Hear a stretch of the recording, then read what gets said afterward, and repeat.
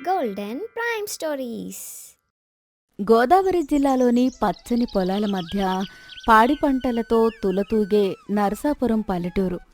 ఆ ఊరి గాలిలో ఎప్పుడూ పచ్చని వరి పొలాల సువాసన, పల్లెటూరి స్వచ్ఛత కలిసి ఉంటాయి. అక్కడ వెంకట్రావు అనే పెద్ద రైతు ఉండేవాడు. ఆయన చాలా ఖచ్చితమైన మనిషి, శ్రమను నమ్ముకున్నవాడు. ఆయన భార్య సీతమ్మ వంటల గురించి ఆ చుట్టుపక్కల 10 ఊర్లలో కూడా గొప్పగా చెప్పుకునేవారు. వాళ్ళ ఏకైక కూతురు గౌరి. గౌరి ఎంత అందమైందో ఆమె వంట అంత దారుణంగా ఉంటుంది. గౌరిని పక్కూరులో ఉండే రాముకి ఇచ్చి అంగరంగ వైభవంగా పెళ్లి చేశారు. రాము చాలా మంచివాడు, పైగా ఎంతో ఇష్టంగా తినే భోజన ప్రియుడు. పెళ్లికి ముందు అద్భుతమైన వంటలు తిని పెరిగిన రాముకు పెళ్లైన కొత్తలో భార్య వంటల దెబ్బకు పగలే చుక్కలు కనిపిస్తున్నాయి. రాము ఆకలితో కడుపు పట్టుకుని నీరసంగా కూర్చుని ఉంటాడు. గౌరీ లోపల్నుంచి ఒక పళ్ళెంలో అన్నం, కూర తీసుకుని వస్తుంది. ఆ కూర నుంచి ఎప్పుడూ వచ్చే మాడిన వాసన వస్తూ ఉంటుంది. ఏమండి, ఈరోజు మీకోసం నా చేతులతో ప్రత్యేకంగా వంకాయ కూర చేశానండి. ఎప్పుడు ఆకలి అంటారు కదా, ఈరోజు కడుపు నిండా తినండి. దేవుడా, నా పెళ్ళాం చేతి వంకాయ కూర, నిన్న చేసిన బెండకాయ కూర తింటేనే నా పేగులు అల్లకల్లోలం అయిపోయాయి. రాత్రంతా కడుపు నొప్పితో చచ్చాను. ఈరోజు ఈ మాడిన వంకాయ నా ప్రాణాలు తీయడం ఖాయం. ఇలాగైతే నేను ఎన్నాళ్ళు బతుకుతానో ఏమో. ఏంటండి అలా చూస్తున్నారు? ముద్ద కలుపుకోండి, నేను దగ్గరుండి తినిపిస్తాను. ఆహా, ఏముంది వాసన! వంకాయ అంటేనే కూరలకు మహారాజు. అందులోనూ నువ్వు నీ చేతులతో చేస్తే అది సాక్షాత్తు అమృతమేలే గౌరీ. రాము భయపడుతూనే కళ్ళు మూసుకుని ఒక ముద్ద నోట్లో పెట్టుకుంటాడు. ఉప్పు ఎక్కువై కూర మాడిపోయి ఒక్కసారిగా నాలుక చురుక్కుమంటుంది. బాగుందా అండి? బాగుండటం ఏంటి గౌరీ, అద్భుతం, మహా అద్భుతం. ఈ ఉప్పు, ఈ మాడిన వంకాయ, అబ్బబ్బబ్బా! మా అమ్మ కూడా తన జీవితంలో ఎప్పుడూ ఇలా చేయలేదు తెలుసా. ఈ జన్మకిది చాలు. అయితే ఆ పళ్ళెంలో ఉన్నదంతా మీరే తినేయండి. నేను వెళ్ళి పెరట్లో బట్టలు ఆరేసి వస్తాను. గౌరీ వెళ్ళగానే రాము ప్రాణం లేచొచ్చినట్టు ఊపిరి పీల్చుకుంటాడు. ఆ అన్నం మొత్తం తీసుకెళ్లి పెరట్లో ఉన్న వీధి కుక్కకు వేస్తాడు. ఆ కుక్క దాన్ని వాసన చూసి ఒక్క అడుగు వెనక్కి వేసి బెంబేలెత్తి పారిపోతుంది. కుక్క కూడా పారిపోయింది. నా పెళ్ళాం వంట తినడానికి కుక్కలు కూడా భయపడుతున్నాయంటే నా బతుకు ఎంత దారుణంగా తయారైందో ఏమో. రామా, నన్ను ఎవరో ఒకరు త్వరగా కాపాడాలయ్యా దేవుడా. కొన్ని నెలలు గడిచాయి. భార్య పెట్టే అద్భుతమైన వంటలు తిని రాము బరువు తగ్గిపోయి పీలగా తయారవుతాడు. దసరా పండుగ రానే వచ్చింది. పండుగకు అల్లుణ్ణి, కూతుర్ని ఆహ్వానించారు. రాము తన ఊరు నుంచి ఎడ్లబండి మీద నరసాపురం వస్తుంటే దారి పొడవునా చల్లటి గాలి, పచ్చని చెట్లు అతనికి స్వాగతం పలికాయి. అత్తగారింటికి వెళ్లగానే రాముకు సీతమ్మగారి చేతి వంట రుచి తెలిసొచ్చింది. ఇల్లంతా పిండి వంటల సువాసనలతో నిండిపోయి ఉంది. సీతమ్మ ఒక పెద్ద అరిటాకు వేసి అందులో ఆవిర్లు కక్కుతున్న అన్నం వడ్డిస్తుంది. అందులో కమ్మటి ముద్దపప్పు, దానిమీద కరిగించిన స్వచ్ఛమైన ఆవు నెయ్యి జారుతుంటే ఆ పక్కనే ఎర్రగా నిప్పులాంటి ఆవకాయ పచ్చడి ఊరిస్తోంది. ఇంకో పక్క మట్టి దాకలో వండిన గోదావరి నది చేపల పులుసు ఇల్లంతా గుమగుమలాడిస్తోంది. రాము కడుపులో ఎలుకలు పరుగెడుతుండగా కళ్ళప్పగించి ఆకలితో ఆకువైపు చూస్తూ ఉంటాడు. అల్లుడిగారు, మీకోసం ప్రత్యేకంగా మన గోదావరి చేపలు తెప్పించి వండాను నాయనా. మొహం అలా పీకుపోయిందేంటి బాబూ? మా అమ్మాయి ఏమైనా సరిగ్గా పెడుతుందా లేదా? ముందు ఈ ముద్దపప్పు నెయ్యి కలుపుకొని తిను. తినబోయే అల్లుడు, మొహమాట పడకు. మా నరసాపురం వంటలంటే మామూలుగా ఉండవు.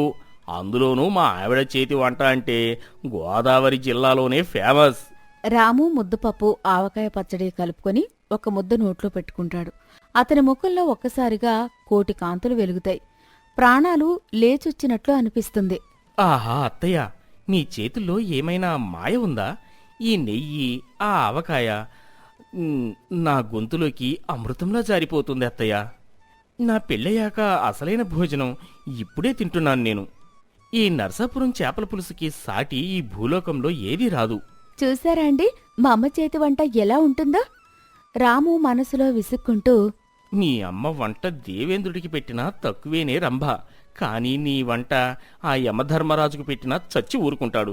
నా పెళ్ళాం చేతి వంట కన్నా అత్తగారి చేతి వంట కోసం నేను ఈ నరసాపురంలోనే కొన్నాళ్లు తిష్ట వేయాలి. ఎలాగైనా నా ప్రాణాలు నిలబెట్టుకోవాలి. రాము రాక్షసుల్లా 4 సార్లు అన్నం వడ్డించుకుని పళ్ళెం ఖాళీ చేసి చేపల పులుసు జుర్రుకుంటూ తేన్పు వచ్చేలా కడుపు నిండా తింటాడు. పండుగ అయిపోయి 4 రోజులు గడిచాయి. చుట్టాలంతా ఎవరిళ్ళకు వాళ్ళు వెళ్ళిపోయారు. కాని అల్లుడు రాము మాత్రం వెళ్లే పేరు ఎత్తడం లేదు. పొద్దున్నే లేవడం, అత్తగారు వండిన వేడివేడి గారెలు, నాటుకోడి బిర్యానీలు, పాయసాలు లాగించడం, ఆ తర్వాత వరండాలో మంచం మీద పడుకుని గురక పెట్టడం ఇదే పనిగా పెట్టుకున్నాడు. ఈ వ్యవహారం చూసి శ్రమను నమ్ముకున్న వెంకట్రావుకు చిర్రెత్తుకొచ్చింది. నరసాపురం ఊరి పెద్దగా తన అల్లుడి సోమరితనం చూస్తుంటే ఊళ్ళో వాళ్ళు ఏమనుకుంటారు అన్న బెంగ పట్టుకుంది. వెంకట్రావు సీతమ్మతో కోపంగా, ఏంటే నీ అల్లుడి వ్యవహారం? పండగ అయిపోయి వారం అవుతోంది, ఊరి కదిలే ఆలోచన లేదు. ఉదయం లేవగానే వేడివేడి ఇడ్లీలు, మధ్యాహ్నం కోడి కూరలు, సాయంత్రం పకోడీలు, రాత్రికి చేపల పులుసులు. వాడి తిండి చూస్తుంటే నాకే భయమేస్తుంది. అసలు వీడేమైనా మహారాజు అనుకుంటున్నాడా? వీడు ఈ నరసాపురంలోనే శాశ్వతంగా ఉండిపోయేలా ఉన్నాడు. అయ్యో, అదేంటండి అలా అంటారు? నీ బొంద, వాడిని ఎలాగైనా వాళ్ల ఊరికి పంపించేయాలి. నేను వాడికి ఒక కష్టమైన పని చెబుతాను. ఆ పని చూసి వాడే భయపడి రాత్రికి రాత్రే ఉడాయిస్తాడు చూడు. అప్పుడే రాము ఆవలిస్తూ బయటికి వస్తాడు. మామగారు, నర్సాపురం వాతావరణం భలే చల్లగా ఉంది కదా. అత్తయ్య గారు, ఆ చలికి కాస్త వేడివేడిగా మిరపకాయ బజ్జీలు వేస్తారా? వేస్తుందయ్యా అల్లుడు గారు. బజ్జీలే కాదు, మధ్యాహ్నానికి నీకు ఇష్టమైన నాటుకోడి బిర్యానీ కూడా చేస్తుంది. కానీ ఏంటి మామగారు, చెప్పండి. అదే అల్లుడు, ఈరోజు మా పనోళ్ళు ఎవరూ రాలేదు. పొలంలో ఆ చివరగట్టు ఒకటి బాగా గట్టిపడిపోయి ఉంది. ఆ మట్టి తవ్వడం అంటే సామాన్యమైన విషయం కాదు, చాలా కష్టమైన పని. ఇంట్లో మగాళ్ళం ఇద్దరమే ఉన్నాం కదా. నువ్వు వెళ్ళి ఆ గట్టు తవ్వేసి రాకూడదు? ఇక్కడ మన ఊళ్ళో అల్లుళ్ళు పొలం పనులు చేయకపోతే నా పరువు పోతుంది. నాన్నగారు, ఆయన ఎప్పుడూ మట్టి పని చేయలేదు. ఆయనకెందుకు ఆ కష్టాలు? రాము తనలో తాను, పొలం పనులు చేస్తే ఒళ్ళు నొప్పులు వస్తాయి, ఎండకు చర్మం నల్లబడుతుంది. కానీ ఇంటికి వెళితే మళ్ళీ గౌరీ వండే మాడిన అన్నం, ఆ రాతి బండల్లాంటి ఇడ్లీలు తిని చావాలి. ఇక్కడ 2 గంటలు ఆ నల్లరేగడి మట్టి తవ్వి కష్టపడితే మధ్యాహ్నానికి అత్తగారు వండే గుమగుమలాడే నాటుకోడి బిర్యానీ దొరుకుతుంది. ఆ అమృతం ముందు ఈ కష్టం ఒక లెక్క. ఇప్పుడే నేను నరసాపురం నుంచి కదిలే ప్రసక్తే లేదు. దానిదే ఉంది మామగారు, మీరు చెప్పాలే కానీ నా శరీరంలో రక్తం ఉరకలేస్తుంది. మీరు పార ఇవ్వండి. ఆ గట్టు కాదు కదా, ఆ కొండనైనా తవ్వేసి వస్తాను. అత్తయ్య, నేను వచ్చేసరికి ఆ నాటుకోడి బిర్యానీ పొయ్యి మీద సిద్ధంగా ఉంచండి. అల్లుడి ఉత్సాహం చూసి వెంకట్రావుకు మైండ్ బ్లాంక్ అవుతుంది. ఇది తను ఊహించని పరిణామం కావడంతో నోరెళ్లబెట్టి చూస్తుండిపోతాడు. రాము పారపట్టుకుని పొలానికి వెళ్తాడు. నరసాపురం పొలాల్లోకి దిగినా అతని కళ్ల ముందు ఎప్పుడూ సీతమ్మ వండే బిర్యానీ మాత్రమే కనిపిస్తుంటుంది. ఆ ఆశతో ఎంత కష్టమైన పనైనా సరే చిరునవ్వుతో చెమటలు చిందిస్తూ వేగంగా పూర్తి చేసేస్తాడు. పార ఎత్తుతున్న ప్రతిసారి నాటుకోడి బిర్యానీ అన్న మంత్రాన్ని జపిస్తున్నాడు. బద్ధకంగా ఉండే అల్లుడు ఇంతలా కష్టపడ్డం చూసి పొలాల్లోని వారంతా ఆశ్చర్యపోతారు. రాము ఒంటినిండా మట్టితో చెమటతో ఇంటికి తిరిగి వస్తాడు. నేరుగా వెళ్లి కాలువలో స్నానం చేసి వచ్చి విస్తరాకు ముందు కూర్చుంటాడు. వెంకట్రావు ఆశ్చర్యంగా అతని వైపు చూస్తుంటాడు. ఏమయ్యా అల్లుడు, ఆ గట్టు తవ్వడం పూర్తయిందా? నల్లరేగడి మట్టి కదా, చాలా కష్టపడినట్టున్నావు. రేపు పొద్దున్నే మీ ఊరికి వెళ్ళిపోయి విశ్రాంతి తీసుకో.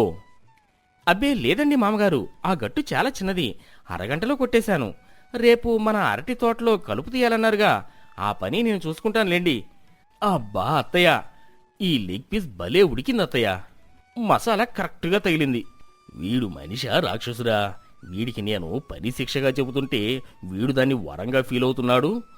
ఆ వంట, ఆ రుచి వీడికి ఒక పిచ్చిలా పట్టుకుంది.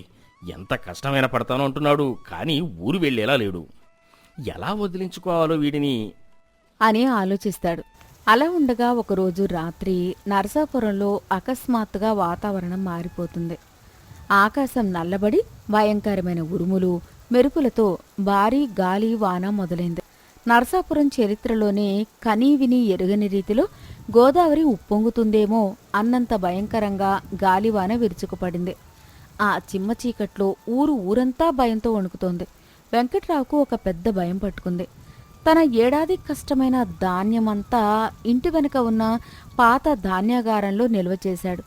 ఆ భయంకరమైన గాలికి దాని పైకప్పు రేకులు ఎగిరిపోయే పరిస్థితి వచ్చింది. ఆ రేకులు గనక ఎగిరిపోతే లక్షల రూపాయల ధాన్యం నీటి పాలవుతుంది. బయట భయంకరమైన గాలి, పెంకులు, ఎగిరిపోతున్న శబ్దం. ముసలివాడైన వెంకట్రావు వణికిపోతూ ఆ ధాన్యాగారం దగ్గరికి పరిగెత్తాడు. గాలికి పైకప్పు రేకులు కదులుతున్నాయి. సీతా, ఓయ్ సీతా, తాడు తీసుకురావే, నా ధాన్యమంతా తడిచిపోతుంది. ఎవరైనా సాయనండిరా, నా వల్ల కావడం లేదు. సీతమ్మ, గౌరి లోపల భయంతో వణికిపోతుంటారు.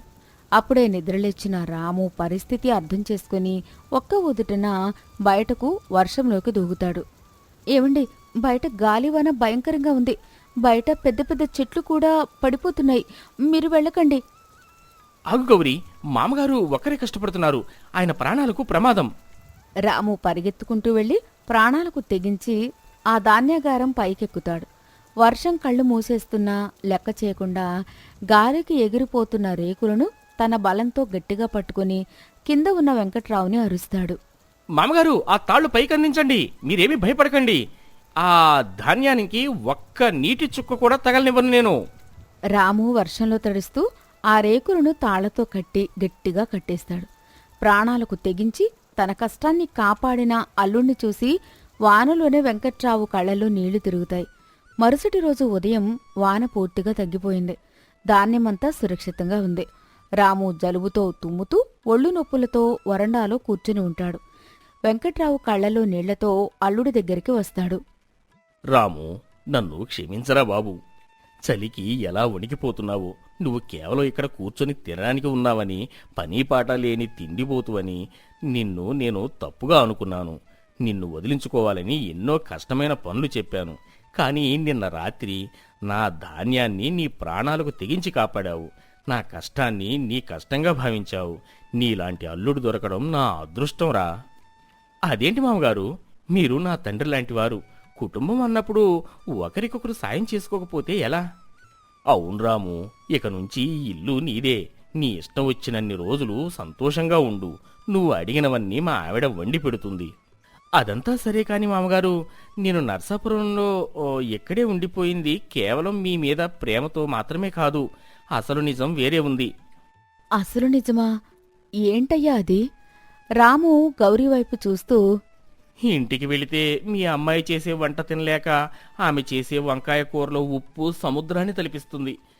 పెసరపప్పులో మాడిన వాసన భరించలేక నేను ఎక్కడే ఉండిపోయాను. నా పొట్ట పగిలిపోయేలా ఉంది తెలుసా? అందుకే అమ్మా గౌరీ, నీకు కనీసం అన్నం కూర వండటం వచ్చేదాకా నేను ఈ నర్సాపురం గడప దాటేదే లేదు. కావాలంటే రోజు మీ నాన్నగారి పొలంలో 2 గట్లు ఎక్కువ తవ్వుతాను. కానీ పస్తులు మాత్రం ఉండలేను. ఆమెకు వంట నేర్పించే బాధ్యత అత్తగారిదే. రాము చెప్పిన అసలు నిజం విని అందరూ ఒక్క నిమిషం ఆశ్చర్యపోయి తర్వాత గట్టిగా కడుపుబ్బా నవ్వుతారు. ఊరి నీ తెలివి తగలయ్యా. పెళ్ళా వంటకు భయపడి నరసాపురం గట్లు తవ్వేశావా? సరేలే, మా ఆవిడ వంట నేర్పిస్తుందిలే. ఏమండి, ఊరుకోండి, అందరి ముందు నా పరువు తీసేస్తున్నారు. అలా అందరూ కలిసి సరదాగా నవ్వుకుంటారు. కుటుంబ బంధాలంటే ఇలాగే ఉంటాయి. చిన్న చిన్న లోపాలున్నా వాటిని సర్దుకుపోతూ ఆపద వచ్చినప్పుడు ఒక్కటిగా నిలబడ్డమే నిజమైన బంధం. సీతమ్మ దగ్గర వంట నేర్చుకుని తన భర్తకు ప్రేమగా వడ్డించడానికి గౌరీ సిద్ధమవుతుంది. రాము అత్తగారింటి భోజనాన్ని, అత్తగారి ప్రేమను ఇంకా కొన్నాళ్లు నరసాపురంలో ఆస్వాదించడానికి తీర్మానించుకుంటాడు.